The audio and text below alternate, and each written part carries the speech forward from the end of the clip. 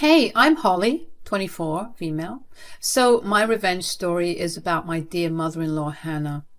Oh, where do I even begin? From the moment I laid eyes on her, I knew there was something off about her. You know the saying, first impressions last. Well, my first impression of her wasn't the best. Hannah was one of those people who never seemed to outgrow their childish ways. It was like she was stuck in a perpetual state of immaturity.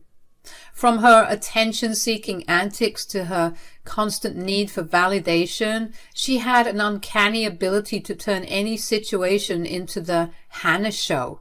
And let me tell you, even on my wedding day, she managed to steal the spotlight. Imagine this. It's the most important day of my life, and I'm walking down the aisle, feeling like a vision in white. All eyes are on me, as they should be. But who do you think tries to upstage me? None other than Hannah herself. She couldn't resist the urge to do a little twirl and show off her new dress, as if she were the bride instead of me. The nerve. Now, you might be thinking, Holly, are you sure you're not overreacting? But let me assure you, friend, I am not. You see, Hannah had this uncanny ability to switch gears and put on a facade whenever she was around people she wanted to impress. She knew how to charm the pants off anyone who she considered important or influential. But when it came to me, her daughter-in-law, she had no qualms about revealing her true colors. She made it abundantly clear that she had no respect for me or my role in her son's life. And one of her favorite ways to undermine me was by taking credit for things I had done. Oh, the audacity. I remember one time I spent hours slaving away in the kitchen preparing a delicious homemade meal for Tyler and me. I had meticulously planned every detail, from the appetizers to the dessert. Just thinking about it transports me back to that time. I had spent hours in the kitchen crafting a culinary masterpiece for my beloved Tyler. The aromas of savory spices and the tantalizing scent of freshly baked bread filled the air. It was a labor of love, a symphony of flavors carefully orchestrated for my husband's delight. But just as I was about to put the finishing touches on the meal, there she was, Hannah, my dear mother-in-law, making her grand entrance. She sauntered into the kitchen with a coy smile, offering her assistance. Now, call me foolish, but I thought perhaps this could be a chance for us to bond, to find some common ground amidst the strained relationship we had. Reluctantly, I accepted her offer, assigning her the simple task of bringing the dishes to the table. Little did I know that this would be the catalyst for a clash of egos and an eruption of drama. Tyler arrived home and saw the dining table filled to the brim with all of his favorite dishes. He sat down and eagerly awaited the feast, and that's when Hannah said, "I hope you enjoy the meal I prepared for you." Yep, you heard that right. Hannah shamelessly proclaimed that she had prepared every single dish. My heart skipped a beat, and I couldn't help but speak up in defense of my hard work. I mean, how could she? Now, I'll admit the way that I reacted wasn't doing me any favors, because my irritation definitely shone through, and I sounded like a spoiled brat, no doubt.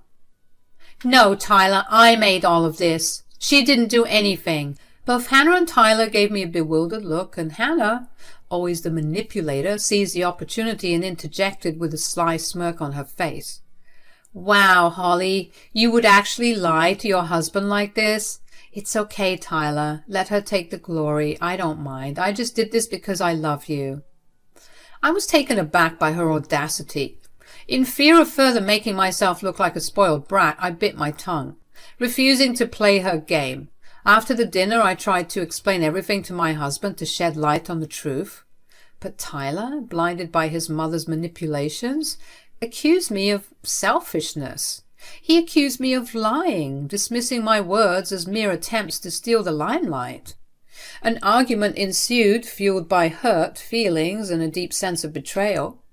I pleaded with Tyler to see through Hannah's facade, to recognize the lengths she would go to undermine our relationship, but he was resolute, unwilling to acknowledge the truth that lay right before his eyes.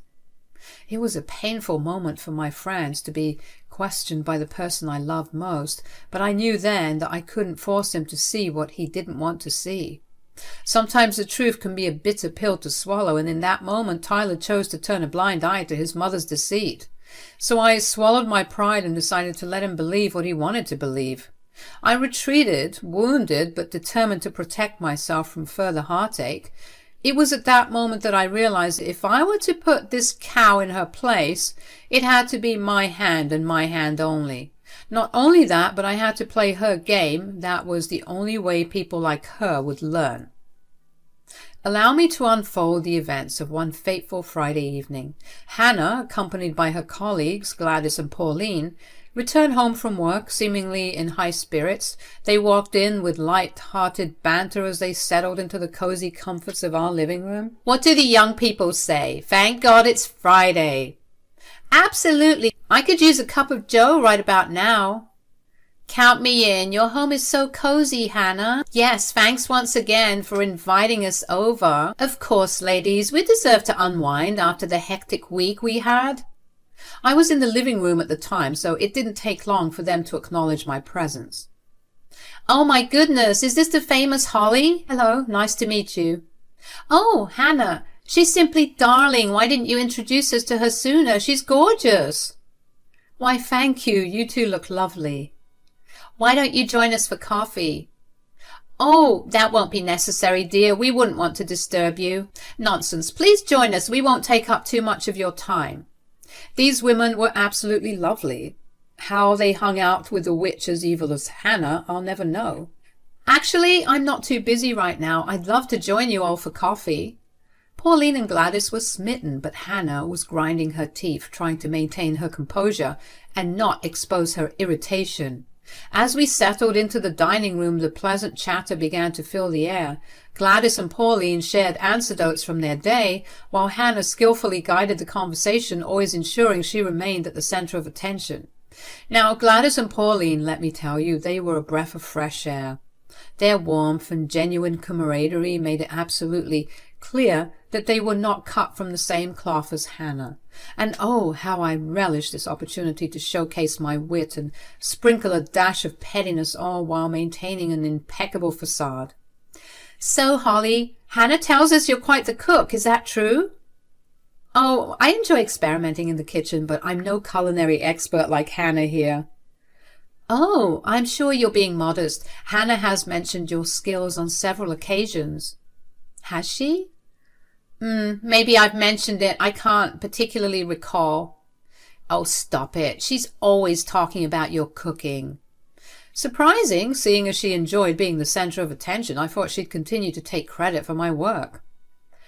But she always says that her cooking is slightly better, but I'll have to see it to believe it. Ah, there it is. Well, I do try my best. Cooking is a passion of mine. So, would you say you're better than her? No comment. Oh, meow. Is a catfight about to ensue? Not at all. In fact, one day we should have a live competition for Gladys and Pauline. What do you say, Hannah? Oh, well, I'm sure they'd be bored with the whole thing, don't you think? I don't think so. I want to see that. Yes. Tell you what, we'll hold that competition some other time. As the coffee flowed and the laughter grew, I couldn't resist the temptation to playfully needle Hannah, knowing full well she had to maintain her composed image in front of her newfound companions. Remember that time, Hannah, when you accidentally mistook salt for sugar? Oh, the look on your face when you took that first bite. Yes, we all make mistakes in the kitchen, and let's not dwell on that. Oh, Holly, do share some of your favorite recipes with us. I'd love to try them. Of course, Gladys, but you must promise not to confuse my dishes with Hannah's. They may look similar, but the taste will be worlds apart. Hannah was sending me daggers, but I reveled in this moment, knowing that she wanted to keep her composure and not spook off her new friends with her true nature. As the evening drew to a close, Hannah couldn't contain her excitement about the following day.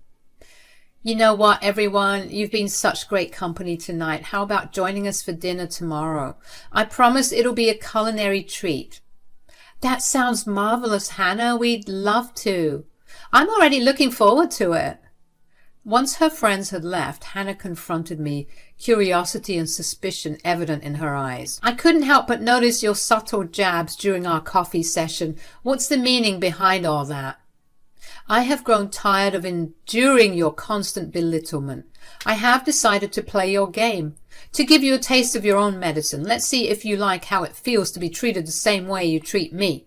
Oh, Holly dear, you underestimate me. Your feeble attempts won't amount to anything. My friends are coming over tomorrow and they're expecting a spectacular meal. Huh. With your cooking skills, good luck. Actually, I won't be needing any luck because you'll be the one making the food. What? You heard me. You make the food. I have some errands I need to run tomorrow. And if I refuse, then I'll make your life a living hell. I'll make sure that Tyler divorces you by the end of the year. I'll slander you and make you look bad like the time you made that meal for him. Don't test me.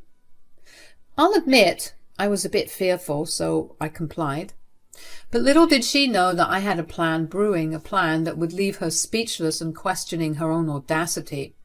The next day arrived. The sun greeted me on that eventful day, painting the sky with hues of gold and pink.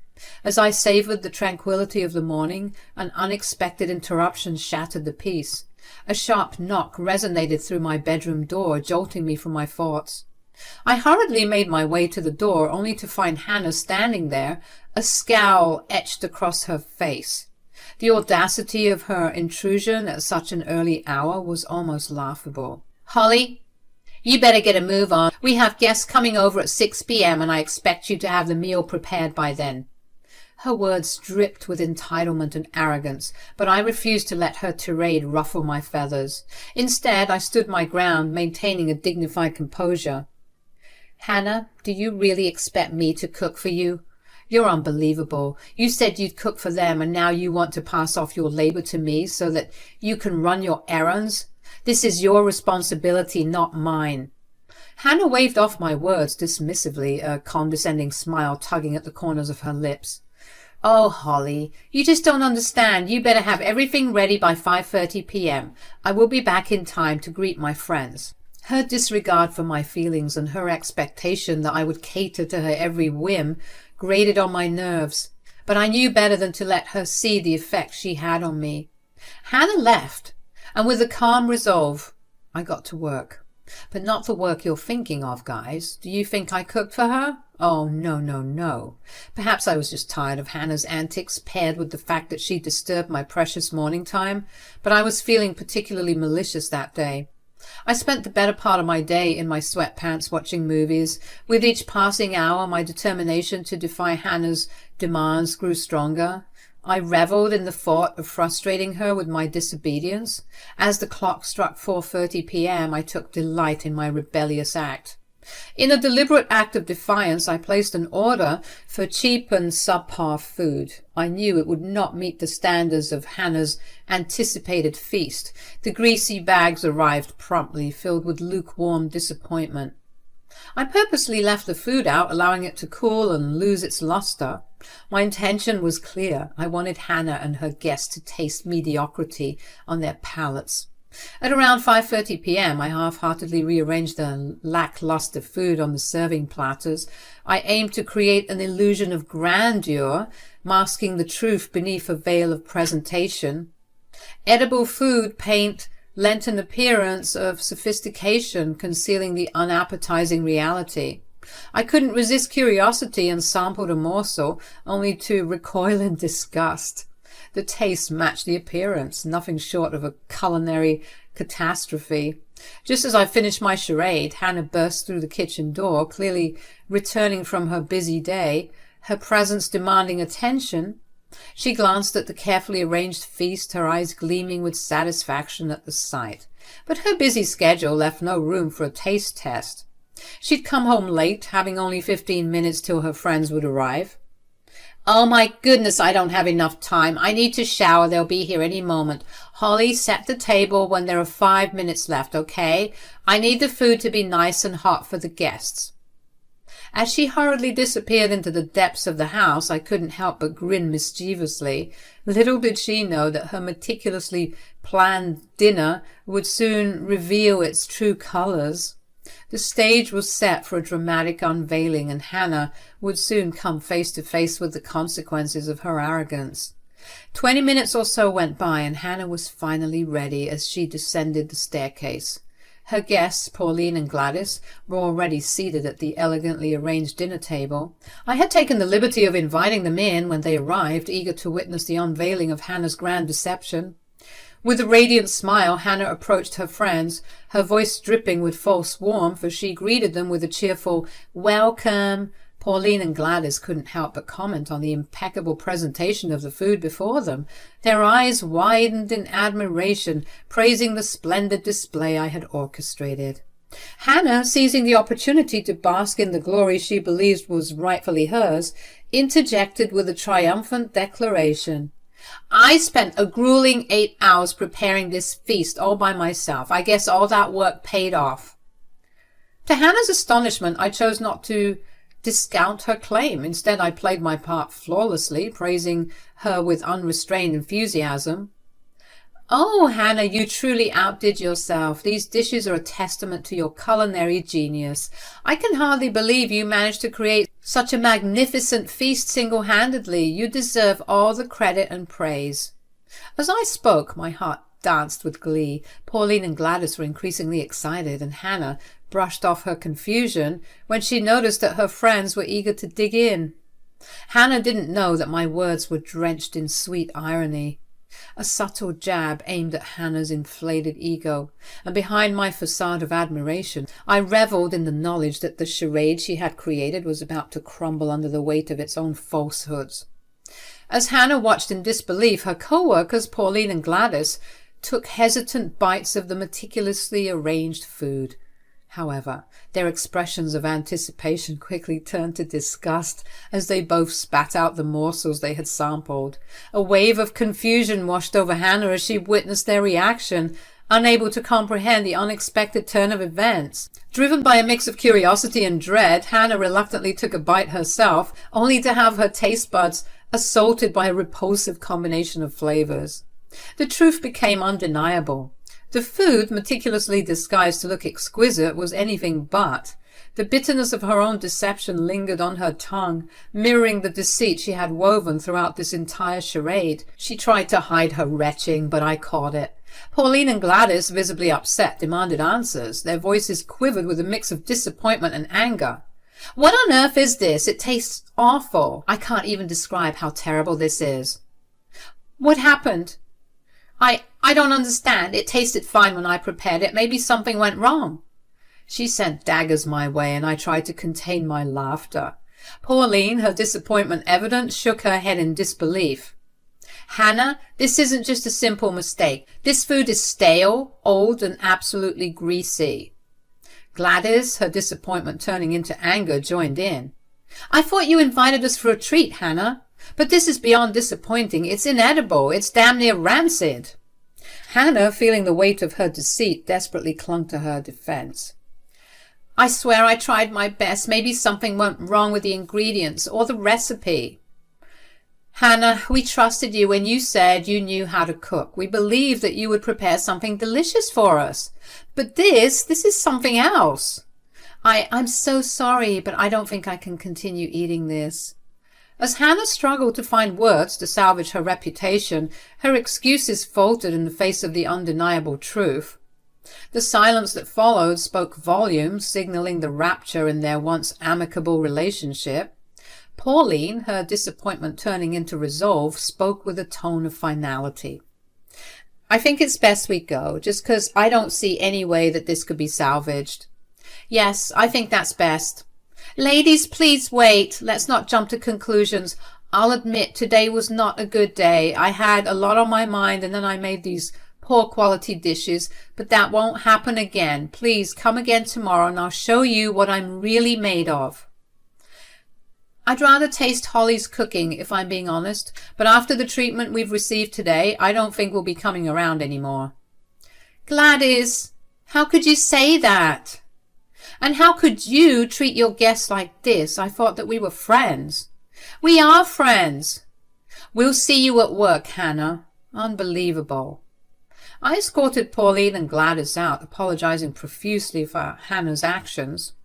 I returned to find Hannah sitting with her head in her hands, contemplating everything. I approached her and I said, "Oh, what happened, Hannah? Your lies finally catch up to you? How could you do this to me? Now I'll be a laughing stock at work." "Aw, what a shame. Maybe now you'll learn not to mess with me."